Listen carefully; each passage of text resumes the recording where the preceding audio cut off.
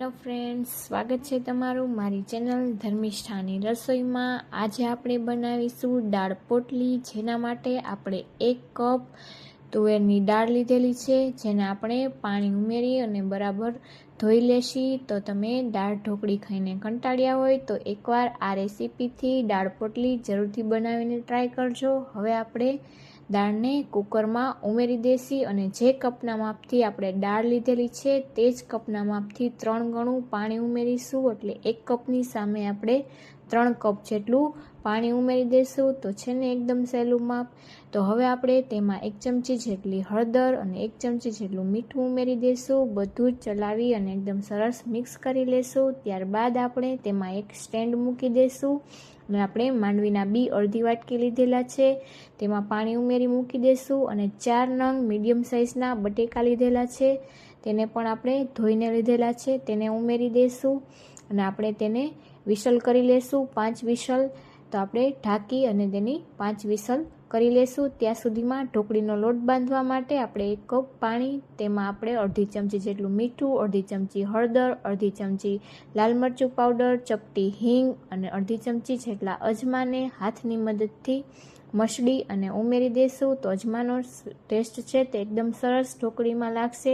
ત્યારબાદ આપણે રેગ્યુલર જે ઘઉંનો લોટ લઈ છીએ તે જ આપણે 1 વાટકો લોટ લીધેલો છે અને 2 ચમચી જેટલો ચણાનો લોટ ઉમેરી દઈશું અને બધી જ વસ્તુને મિક્સ કરી લેશું। અને આપણે રોટલી માટેનો જેવો લોટ બાંધીએ છીએ તેવો જ આપણે સોફ્ટ લોટ બાંધીને તૈયાર કરી લેશું। તો આ માપથી આપણે 6 વ્યક્તિઓ માટેની દાળ પોટલી બનીને તૈયાર થશે। હવે આપણે લોટ તૈયાર કરીને રેસ્ટ થવા દેશું। ત્યાં સુધીમાં આપણી દાળ, બટેકા અને દાણા બફાઈ ગયા છે। તો દાળને પણ આ રીતે હેન્ડ બ્લેન્ડરથી આપણે તેને એકદમ સરસ ચેરી લેશું અને જો તમને એકદમ ઘાટી લાગતી હોય તો તમારે તે સમયે પાણી ઉમેરી દેવું। હવે બટેટાની પણ મેં છાલ ઉતારી લીધેલી છે। હવે આપણે તેને એકદમ સરસ મેશ કરી લેશી। તો આ રીતે મેસરની મદદથી આપણે બટેકાને મેશ કરી લેશી અને આપણા દાણા પણ એકદમ સરસ થઈ ગયા છે। હવે આપણે તેમાં મસાલા કરી લેશું। તો 1 ચમચી જેટલો ધાણા જીરું પાવડર, 1 ચમચી લાલ મરચું પાવડર, ચપટી જેટલી હળદર, ચપટી જેટલો ગરમ મસાલો, ચપટી જેટલું મીઠું અને આદુ મરચાંની પેસ્ટ ઉમેરી દઈશું 1 ચમચી જેટલી અને બધી જ વસ્તુને એકદમ સરસ હાથની મદદથી મિક્સ કરી લેશું। તો આ રીતે આપણે પોટલીમાં ભરવા માટેનું સ્ટફિંગ છે તે બનીને તૈયાર થઈ ગયું છે। હવે આપણે તેને સાઈડમાં રાખી અને આપણો લોટ છે તે રેસ્ટ થઈ ગયો છે। હવે આપણે તેનો એક મોટો લુવો લઈ લેશું।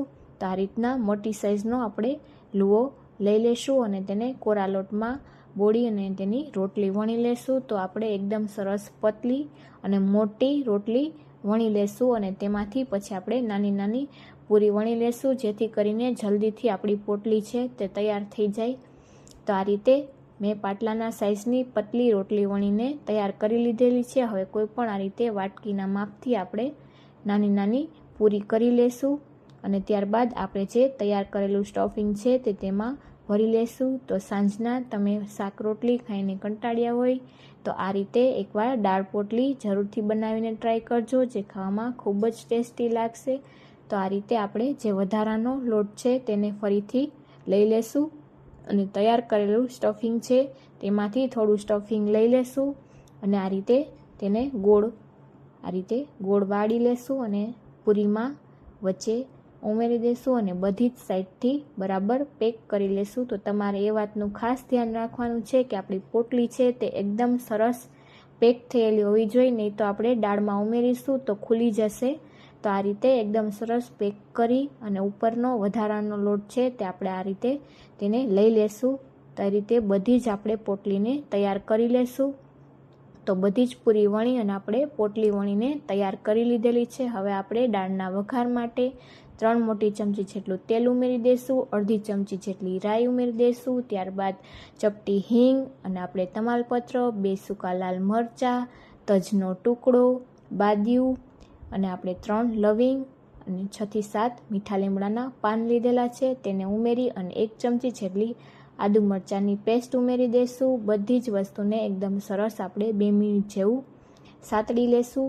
સતળાઈ જાય ત્યારબાદ 1 નંગ ટમેટું લીધેલું છે ઝીણું સમારેલું, તેને પણ ઉમેરી દઈશું અને તેને પણ એકદમ સરસ મેશ થાય અને તેલ છૂટું પડે ત્યાં સુધી આપણે તેને પણ સાતળી લેશું. તો આપણે 2 જ મિનિટમાં આપણું ટમેટું છે તે એકદમ સરસ સોફ્ટ થઈ જશે.